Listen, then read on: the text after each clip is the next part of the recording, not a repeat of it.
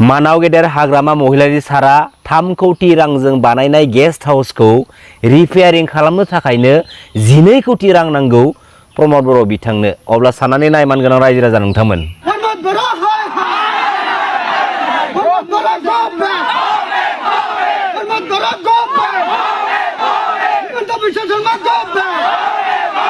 बर' हारिया गुबैयै हानि सायावनो थांनानै थायो, हाखौनो निर्भर खालामो। दा बे भिटि बे हायानो जुदि थांनो नागिरोब्ला सोर बर' बिमा, सोर बर' बिफा, सोर बर' फिसाफ्रा माबोरैहाय थांनानै थागोन? जोंनो सोरनिबा ललिपप जासिफैनाय ललिपपखौ जोंनो नाङा, जोंनो नांगौ हा। हायानो जोंनि गुदि, हायानो जोंनि भिटि। हानिफ्रायनो जोङो गासिबो जिनिसखौ जों मोननो हायो। 1 नं फाग्लिजरा आरो 2 नं फाग्लिजरा ओनसोलनि गासै रायजो राजाफ्रा जिबायदि स्पिरिटजों सोमावसारबाय, बे सोमावसारनायखौ आङो आंनि गोरबो सिंनिफ्राय जोबोद साबायखर बावदों। मानोना बिथांमोननि सोमावसारनायखौ नुनानै दिनैहाय आसामल' नङा, गासै भारत सरकारानो एसेब्लाबो सिन्था खालामनो मोनसे सम होबाय एबा सानफिननायनि मोनसे खाबु गावसोरनो लाफिननांबाय आरो। बेनिखायनो आंनि बुंनांगौआ बेल' जाहाथे बे हाखौ जों कुनु पद्धे जिखुनु बिनिमयनि गेजेरजों जों हगारा आरो जों हगारनो हानाय नङा। 1993 मायथाइयाव BTC एकर्डखौ खालामबाय। बिनि गोलाव समनि उनावहाय मानगोनां BLT ब्रादार्समोना सेन्ट्रेल गभर्नमेन्ट आरो स्टेट गभर्नमेन्टखौ लानानै 6 सिड्युलनि मर्यादा होनानै BTCखौ एकर्ड खालामनानै लाना फैनाय जाबाय। दिनै जों बर' हारिया, जों ट्राइबेल हारि हिसाबै जाखिनि माने मर्यादा मोनथायफोर मोननांगौ बे BTC एकर्डनि गेजेरजों लानानै फैनाय जादोंमोन। दिनै बे BTC एकर्डनि गेजेरजोंनो BTAD एरियाखौ लानानै फार्स्ट टाइम पलिटिकेलि माने रुलिं खालामजेननो हानाय मोनसे सुबिदाखौबो लाना फैनाय जादोंमोन। दिनै BTC एकर्डनि उनावहाय मानगोनां हाग्रामा महिलारि सारानो जोंनि बे BTC काउन्सिल गभर्नमेन्टखौ 17 इयार्स सालायबोदों। दिनै BTC एकर्डनि सिगाङावहाय जोंनि बर' हारिनि माखासे थासारिफोरा, माखासे माने ओनसोलफोरा माने लाथिख'जों रुजुबाबो गोरोन्थि जानाय नङा। नाथाय BTCखौ जेब्ला 6 सिड्युलनि मर्यादा होनानै 2003 10 फेब्रुवारियाव एकर्ड खालामनानै लाना फैनाय जादोंमोन। बे BTC एकर्डनि उननिफ्राय जोंनि बर' ओनसोलाव, बर' एरियाफ्राव एसेब्लाबो माने काउन्टिं खालामजानो हानाय, 1 निफ्राय 2 3 सानजानो हानाय माखासे डेभेलपमेन्टनि माने लामाफोरा माने फैदोंमोनबा जों खालामनानै लानो हादोंमोन। नाथाय बे BTC एकर्डनि गेजेरजों मोनबोखानाय, लाबोखानो हानाय माखासे एडमिनिस्ट्रेसन पावारफोरखौ, गोहोफोरखौ बे थांनाय 2027 जानुवारि BTR एग्रिमेन्टनि गेजेरजों प्रमद बर' बिथांमोन बायदि 4 साबासोल' एखेबारे लिमिटेड 4 साबासोल' लुबैसुला आखुनि, गावनिखौ मोनबानो गोजोनग्रा आखुनि लिडारफ्रा दिनैयो फाननानै फैदों। आरो बेखौ फानना फैनायनि एगेन्स्टआव दान बान्था महरै दिनै बिसोरो जोंनि बे BTC काउन्सिलाव CMनि शेयारखौ मोनदों, सोरबाया मानिबा मा पावारखौ मोनदों। बेनि अनगा जेबो नङा। जाय समनिफ्राय प्रमद बर' बिथाङा जोंनि बे BTC काउन्सिल पलिटिकेल सिस्टेमाव इन्ट्रि मारि फैदों, बे इन्ट्रि मारि फैनाय लोगो लोगोनो जोंनि BTC काउन्सिल पलिटिकेल सिस्टेमा गोबां रोखोमनि माने गुबुंले थासारि सोमजिनायखौ जों दिनै नुनो मोन्दोंमोन।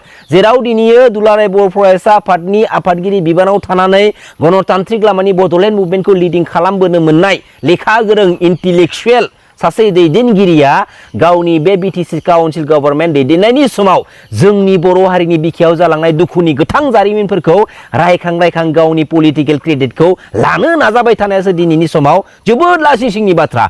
दिनै प्रमद बर' बिथाङा गावनो रोखा मिथिगौ जे बै 2008नि आरो बै 2012नि जालांनाय जा जोंनि बर' हारिनि दुखु गोनां जारिमिननि बाथ्राफोरखौ आरो जालांखांनाय बर' हारिनि दुखुनि जारिमिनफोरखौ दिनैयो मिथिनानैब्लाबो प्रमद बर' बिथाङा गावनि पलिटिकेल क्रेडिटनि थाखाय सोरबा बै साफा सानै बर' पलिटिकेल लिडारफोरखौ दायनिगिरि खालामनानै दिनै जों बर' फिसाफोरनि गेजेरावनो पलिटिकेलि गावस्रा होनानै दोननो नाजाथाबबाय थानाय माखासे डार्टि लेभेलनि पलिटिकेल इस्युखौ जों दिनै नुनो मोनगासिनो दङ। बर' हारिनि बिफा सिबिनां बड'फा उपेन्द्रनाथ ब्रह्मनि गोथार आइडिय'लजि फिलसफिनि बिखायाव गसंनानै बुहुमनि साफ्रोमबो बर' फिसाफोरखौ थगायबोनाय प्रमद बर' बिथाङा दिनै गावनि पलिटिकेल केरियारखौ सापर्ट खालामग्रा बै माखासे बर' फिसाफोरखौनो दिनै थगायगासिनो दङ। जेराव दिनै प्रमद बर' बिथांनि पलिटिकेल रुलिंआव गावनि दैदेनजानाय पार्टीनि माखासे मेम्बार्सफोरानो दिनै गावजों गावनि गेजेरावनो एना एनि जालायबाय थानाय माखासे नुथायखौ जों दिनै नुनो मोनगासिनो दङ। दिनै प्रमद बर' बिथाङा जेराव दिनै गावनिखौल' मिथिगौ, गावनिखौ मोननो थाखाय दिनै गावखौ सापर्ट खालामग्रा बै बर' फिसाफोरखौ दिनै एना एनि खालामनानै मा जालायबाय थाथोलै, आंना मोनगौबानो जाबाय, बेफोरबायदि सिस्टेमावसो दिनै बिसोरो पलिटिकेल रुलिं खालामगासिनो दङ। दिनै गावबा गाव पलिटिकेल केरियारखौ स्ट्रेंथ खालामनायजों लोगोसे पलिटिकेल बेनिफिट्सनि थाखाय दिनै जोंनि 6 शिड्युलनि मोनथाय आरो बे ट्राइबेल बेल्ट्स एन्ड ब्लक्सनि माखासे हाफोरखौ जुदि मिसइउज खालामलांनो नाजादोंब्ला बेनिफ्राय गोजानाव थाखायब्ला मोजां जागोन। प्रमद बर' बिथांनि पलिटिकेल केरियाराव बयनिख्रुइबो देरसिन मोनथाम फ्लप पलिटिकेल डायलगा मा मिथिगौना? जे थांनाय 17 इयार्सआव मानाव गेदेर हाग्रामा महिलारि सारा जेबोआनो मावबोआखै। दिनै बे थांनाय 17 इयार्सआव मानगोनां हाग्रामा महिलारि सारा मा मावबोदों, बिथांनि मावबोनानै गारबोनाय बै माखासे सावगारिफ्रानो प्रमद बर' बिथांखौ मोजाङै साबसिन हामसिनै माने बुजायनानै होनो हागोन। आरो नैथिया जाहैबाय मा, जे बे थांनाय 17 इयार्सआव जोंनि BTC ओनसोलाव बा क'क्राझाराव 6टा मोनासिनि 6टा जानाय लोगो लोगोनो माने मोस्रोम मासेबो ओंखारनो हायामोन जाहैबाय। आरो थामथिया जाहैबाय बयनिख्रुइबो माने स्पेसियेलसिन, जेराव दिनै प्रमद बर' बिथाङा परिबर्तन आरो गोजोन सान्थि गायसनलांनायनि स्ल'गानजों पलिटिकेलि डायलग मारिबाय थायोना, दिनै जाय डायलगखौ मारिदों दिनै बिथाङा बिनि उल्थासो जों रायजो राजानि सिगाङाव खामानि मावनानै प्रेक्टिकेलि दिनै दिन्थिगासिनो दङ। दिनै जाय परिबर्तन आरो गोजोन सान्थिनि स्ल'गानजों प्रमद बर' बिथाङा जोंनि बे BTC काउन्सिलाव एन्ट्रि मारिफैदों, दिनै प्रमद बर' बिथाङा गावखौ मोजां मोनग्रा गावनि सापर्टार्स बै रायजो राजाफोरखौनो दिनै गोजोन होनो हायाखै, परिबर्तन खालामनो हायाखै। अब्ला दिनै बेबायदि सुबुङा आरोबाव जोंनि बे BTC ओनसोलजों लोगोसे आउट अफ BTC आव थानाय जोंनि बर' फिसाफोरखौ माबोरैहाय परिबर्तन खालामनो हानो, माबोरैहाय गोजोन होनो हानो? बेलाय मालाबाबो हाया।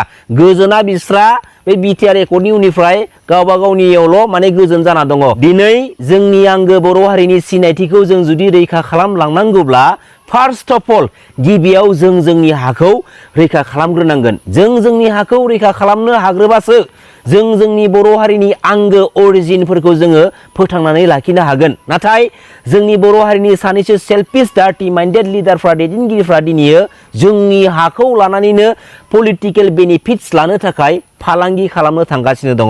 आरो दिनै गावबा गाव पलिटिकेल बेनिफिट्सखौ लानो थांनायावनो दिनै जोंनि बर' फिसाफोरखौ ओरैबायदि सात जारला खस्थ'नि गेजेरजों दिनै भुगिहोगासिनो दङ। आरो बे हाखौ रैखा खालामनांगौनि थाखायनो जोंनि बर' फिसाफ्रा, जोंनि बर' हारिनि बर' बिमा माहारिफ्रा दिनै जिउ बाउसोमनो थाखाय दिनै लामा गाथे गाथे दिनै आन्दलन खालामगासिनो दङ। नाथाय अब्लाबो बे लांसुनिया डार्टि माइन्डेड सानैसो जोंनि बर' लिडारफ्रा गावसोरनि बेनिफिट्सखौ मोननो थाखाय नाजाथाबनायखौ दिनैसिमबो गाराखै। दा फैबाय थानाय समाव बेफोरबायदि थार्ड क्लास लेभेलनि डार्टि पलिटिकेल लिडारफोरखौ गोनांथि जाथारोब्ला, समा जुदि थिनथारोब्ला जों बुहुमनि साफ्रोमबो बर' फिसाफ्रानो आखायाव हासिब सुवा लानानै डाइरेक्ट जोंनि बर' हारिनि बिखानिफ्रायनो आउट खालामनांगौ, सिदा बाथ्राखा। प्रमद बर' बिथाङा सासे थगायसुला दैदेनगिरि, सासे थगायसुला पलिटिशियान, बे बाथ्राखौ बुहुमनि साफ्रोमबो बर' फिसाफ्रा दिनै रोखा मिन्थिजोब्बाय, रोखा फोरमान मोनबाय। जायनि थाखाय आपकामिं 2025 BTC बिसायख'थिनि गेजेरजों रायजो राजाफ्रा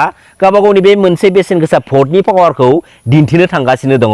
दिनै जोंनि बर' हारिनि बर' फिसाफ्रा मिथिबाय, बुजिबाय, हमदांनो हाबाय, जोंनि बर' हारिनि बिखायाव सेल्फिश डार्टि माइन्डेड दैदेनगिरिफ्रा बे पलिटिकेल सिस्टेमखौ रुलिं खालामनो हायोब्ला जोंनि बर' हारिया बेसेबां असान्थियाव थानो गोनां जानानै फैयो, जोंनि बर' फिसाफ्रा बेसेबां सात जारलायाव भुगिनो गोनां जानानै फैयो, बे बाथ्राखौ दिनै बुहुमनि साफ्रोमबो बर' फिसाफ्रा दिनै हमदांजोबनो हाबाय। जेराव दिनै बयनिख्रुइबो देरसिन एग्जाम्पल महरै थांनाय BTR एग्रिमेन्टनि उनावहाय जेब्ला प्रमद बर' बिथांमोन बायदि माखासे साब्रै साबासो गावनिखौल' मिथिग्रा लुबैसुला आखुनि लिडारफ्रा जोंनि बे BTC काउन्सिलाव एन्ट्रि मारिफैदोंमोन। दिनै बिथांमोना एन्ट्रि मारिफैनाय लोगो लोगोनो एन्टि बड', एन्टि ट्राइबेल हारिनि मास्टार माइन्डेड डार्टि पलिटिकेल लिडारफ्रा आरो लिडारफ्रा जोंनि बे BTC काउन्सिलाव हाबफैनो सुजुग आरो सुबिदा मोनदोंमोन। आरो हाबफैनानै गावसोरनि पलिटिकेल कल'नि खालामनोबो दिनै सुबिदा मोनदों। जेराव दिनै प्रमद बर' बिथांमोना जोंनि थाखानाय न'खराव मोनखानाय माखासे मुवा बेसादफोरखौ बै एन्टि बड', एन्टि ट्राइबेल हारिनि